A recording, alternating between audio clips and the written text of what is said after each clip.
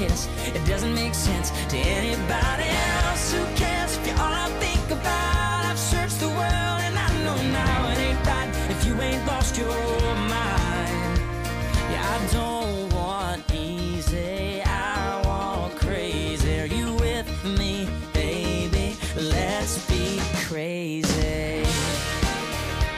Salut tout le monde, bienvenue pour ce nouveau petit point lecture. Alors la dernière fois, je vous laissais avec un livre que je lisais sur ma Kobo. Donc il s'agissait de Scarlett, donc du tome 2 des Chroniques lunaires de Marissa Meyer. Donc que j'ai maintenant terminé et que j'ai vraiment beaucoup aimé. C'est un joli coup de cœur comme pour le tome 1. Donc on retrouve bien sûr Cinder du tome 1. Et là, on s'intéresse aussi à Scarlett, donc qui est une réécriture du conte du Petit Chaperon Rouge. Puisque si vous ne le saviez pas, les Chroniques lunaires donc de Marissa Meyer, elle reprend des contes. Donc le premier tome, c'était Cendrillon avec Cinder. Là, dans le tome 2, c'est le Petit Chaperon Rouge. Donc avec Scarlett et avec Lou, donc qui est aussi le personnage masculin, qui reprend le grand méchant loup dans le conte du Petit Chaperon Rouge. Donc voilà, j'ai vraiment beaucoup aimé cette lecture. C'est une réécriture de conte vraiment juste géniale, qui mêle autant de dystopie, fantaisie, les aspects du conte, mais aussi de la science-fiction avec ses androïdes, la robotique. Les deux histoires se mêlent vraiment très bien l'une à l'autre, autant celle de Scarlett que celle de Cinder qu'on a appris à connaître dans le tome 1. Donc vraiment, je vous conseille beaucoup cette saga. J'ai hâte de lire le tome 3, donc qui sera sur Réponse. Donc voilà, hâte de voir comment l'auteur va réussir à mélanger l'histoire de Réponse avec celle de Scarlett et de Cinder. Parce que j'avais une petite appréhension par rapport à ça. Je me suis demandé comment l'auteur allait réussir à associer l'histoire du Petit Chaperon Rouge, donc de Scarlett, avec l'histoire de Cendrillon, donc de Cinder, parce que même si ce ne sont pas vraiment les réécritures parfaites des histoires, bien sûr, ce sont vraiment quelques petits éléments qui sont repris, et vraiment ça tout se mêle vraiment très bien, tout s'imbrique l'un dans l'autre, et au final leurs deux histoires personnelles n'en font qu'une. Donc voilà, j'ai vraiment beaucoup aimé. Donc si jamais vous avez lu Cinder, n'hésitez pas à lire le tome 2 parce qu'il est top. Ensuite, j'ai lu un livre à peine acheté, à peine lu comme on dit. Donc c'est Beautiful Disaster de Jamie Maguire je pense. Donc voilà, donc Beautiful Disaster, on l'a vu beaucoup sur la blogo. C'est ma copine Chloé de Livre NC qui m'a donné très envie de le lire. Et du coup, quand je l'ai vu en faisant les courses, j'ai craqué. C'est très rare que j'achète un livre neuf. Vous savez, souvent c'est des commandes sur Gilbert Joseph ou beaucoup l'été sur les brocantes. J'achète vraiment rarement des livres neufs en librairie ou en grande surface ou quoi que ce soit. Et là, j'ai vraiment craqué. En plus, c'est un, je pense qu'on dit un semi-poche. Parce que vous voyez, c'est pas vraiment la taille d'un grand format, je crois qu'on dit un semi-poche, et il coûte que 13 €, donc je trouve que c'est vraiment abordable. C'est beaucoup plus abordable en tout cas que les 16 ou 18 € qu'on peut avoir dans les grands formats. Donc voilà, 13 € pour 400 pages, je trouvais ça raisonnable, et en plus j'ai adoré ce livre. Donc si vous ne connaissez pas, dans ce livre on va suivre Abby, donc une jeune fille de 19 ans je crois, qui arrive à l'université, qui a décidé de reprendre sa vie en main parce qu'elle avait une vie très compliquée avant. Donc elle est là avec sa meilleure amie. Je crois que c'est America. Je sais plus son nom, mais bref, c'est pas grave. Elle est là avec sa meilleure amie. Et par le biais de sa meilleure amie, elle va rencontrer Travis, donc Travis qui est le bad boy par excellence. Et qui va faire chavirer son cœur. Donc voilà, c'est une romance. J'ai beaucoup aimé sur fond aussi de combat de rue, de jeux d'argent. J'ai vraiment beaucoup aimé. Et le gros point fort de ce livre, comme je l'ai dit dans ma chronique écrite, c'est Travis. Vraiment, le personnage de Travis, on ne peut qu'en tomber folle amoureuse. Il est juste... voilà, c'est vraiment le bad boy parfait. Il n'y a pas plus cliché, mais quand on creuse au final sous la coquille, il y a un vrai cœur tendre. Et voilà, j'ai vraiment beaucoup aimé ce personnage qui souffre beaucoup, qui a beaucoup souffert, qui souffre beaucoup. Et donc voilà, donc je vous conseille vraiment Beautiful Disaster. C'est le premier new adulte que je lis et vraiment c'est une super découverte. J'ai vraiment beaucoup aimé et je lirai le tome 2 qui est en fait la même histoire mais sous le point de vue de Travis, donc je pense que ça va être encore mieux parce que c'est vraiment le gros point fort de ce livre, c'est ce personnage masculin. Ensuite, j'ai lu un autre livre sur Makobo. Donc, il s'agit de Revanche de Kat Clark. Donc, je vous présente pas Revanche, tout le monde le connaît. Et je l'avais toujours pas lu. Donc, quand je l'ai enfin acquis en e-book, j'étais vraiment super contente. Et au final, le soufflet est un peu retombé. Je suis encore super déçue. Je l'ai fini il n'y a pas très longtemps. Je l'ai fini à 4 jours, 5 jours, quelque chose comme ça. Et déjà, j'ai eu du mal à me mettre dans le livre. Parce que voilà, j'étais fatiguée. J'avais déjà, moi la première, le moral pas au top. Et du coup, en rentrant du travail, lire un livre comme ça qui est assez triste quand même. C'est un livre super triste au final. J'avais pas envie, donc je l'ai entrecoupé avec la lecture que je vais vous présenter juste après. Mais après, j'ai eu des jours de repos et du coup, je me suis dit bon, allez, je vais mettre une bonne fois dedans. Et je l'ai lu en 2 jours d'une traite. C'est très addictif, ça c'est sûr, il n'y a pas de souci. Kat Clark, elle a encore ce quelque chose pour nous agripper et qui fait que du coup on lâche pas le livre. Par contre, moi qui avais beaucoup aimé Confusion et beaucoup aimé Cruel, oui, et bien là, Revanche, je sais pas en fait si j'ai aimé tant que ça, je crois pas. En fait, j'ai été super déçue par la fin. Le personnage de Jem, au final, voilà, ça m'a déçue sur la fin. C'est vraiment la fin en fait qui m'a tout cassé.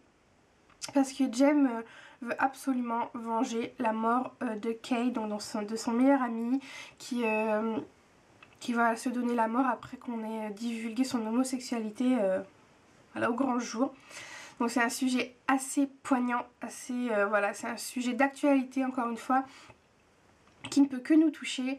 Et moi je m'attendais déjà à plus de Kay quand même dans le livre, alors qu'au final il est là que à travers ses lettres.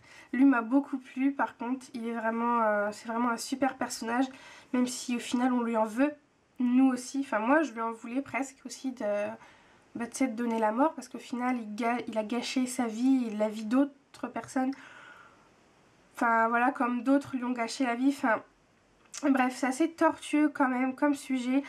Mais c'est vrai que Jem veut absolument le venger et je trouve qu'elle fonce la tête baissée. Je peux pas tout vous dire parce que je vais vous spoiler, mais voilà. Elle a en tête une liste de 3 personnes et pour elle ce sont absolument eux, mais elle cherche pas à comprendre, elle cherche pas plus loin que le bout de son nez. C'est comme si on lui disait n'importe qui, voilà, qui passe, c'est lui.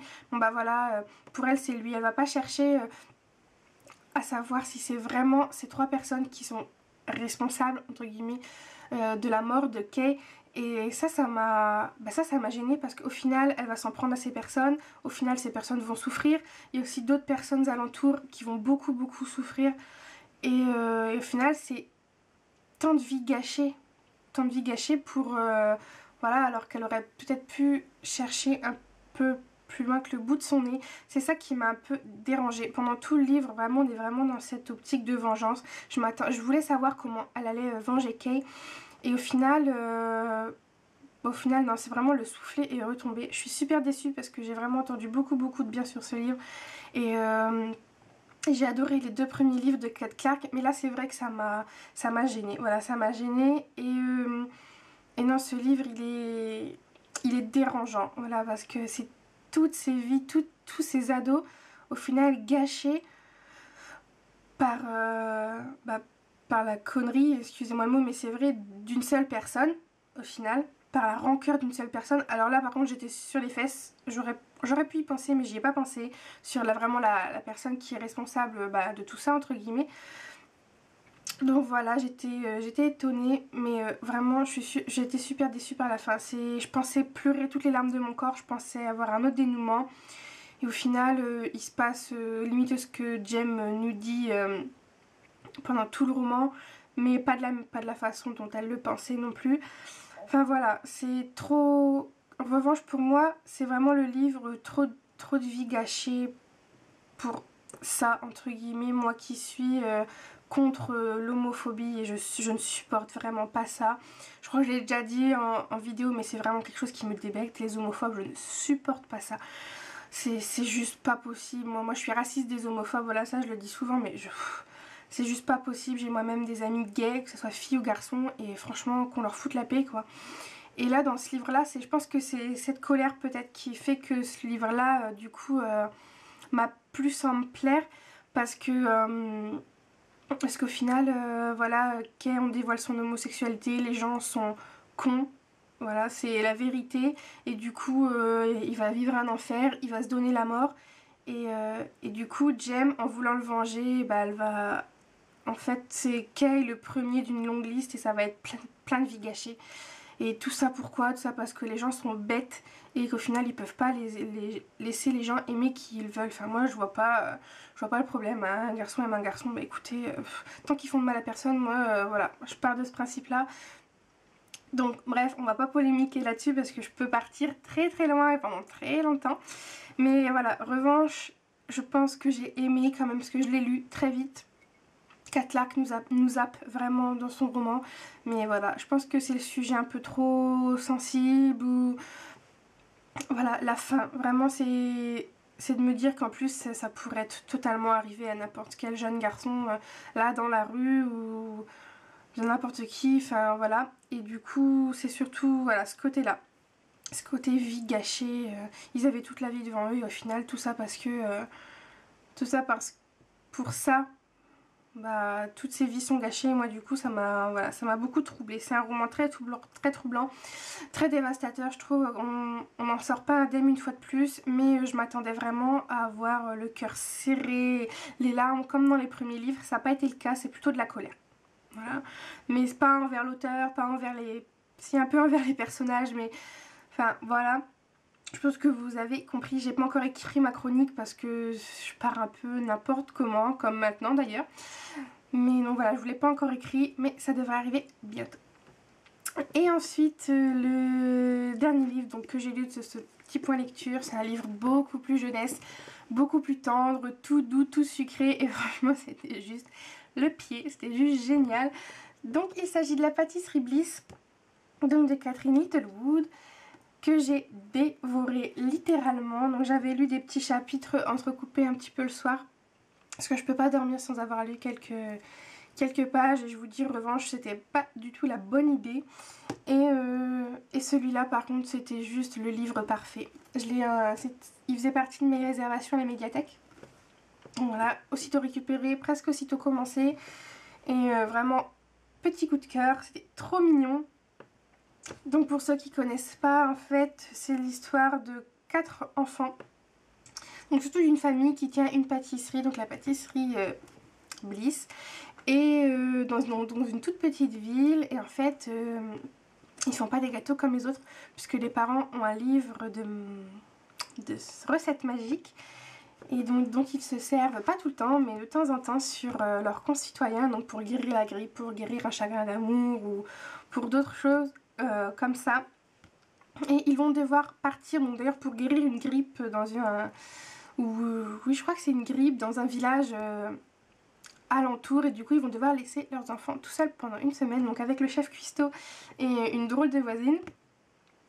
Et donc c'est la jeune Rose, donc qui est la deuxième, je crois, sur les 4 enfants. Oui, c'est ça. Et à son grand frère Oliver, donc ils vont devoir s'occuper de la pâtisserie et de leurs petits frères et sœurs. Mais forcément, vous vous en doutez, les enfants font un peu aller mettre leur nez dans le livre. Et du coup, voilà, ça va donner un peu des histoires rocambolesques. En plus de ça, il y a tante Lily, donc... une arrière-cousine ou je sais pas quoi, je crois que c'est un truc comme ça, de leur mère qui va se pointer à ce moment-là et qui n'a qu'une seule envie, on le sait, voler le livre.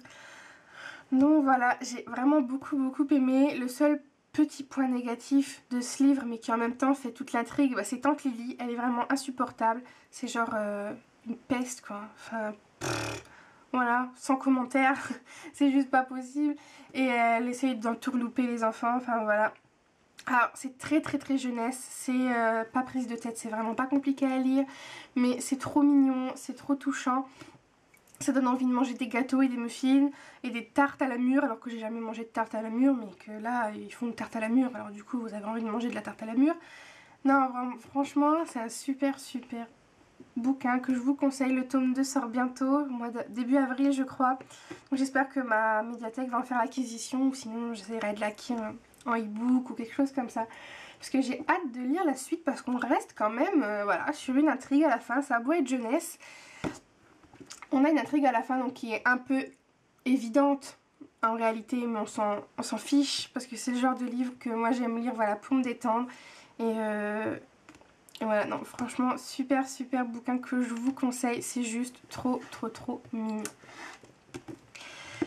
Donc voilà pour les livres que j'ai lus ces dernières semaines, enfin ces derniers mois surtout, parce que je crois que Scarlett, c'était une de mes lectures de fin décembre, début janvier, donc là on est quand même début mars.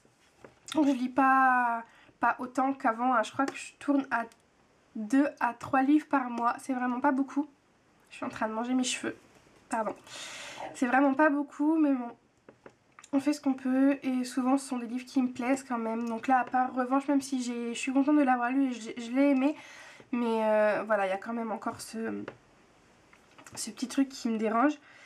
Et donc là, je vais bientôt commencer un e-book puisque j'ai terminé la pâtisserie Bliss hier. J'ai pas encore eu le temps de lire depuis, mais je compte commencer un nouveau livre de New Adult, donc Tes mots sur mes lèvres de Katia Millet. Donc je crois que je ne sais plus c'est quoi comme édition. Bref, moi je le lis donc sur ma Kobo.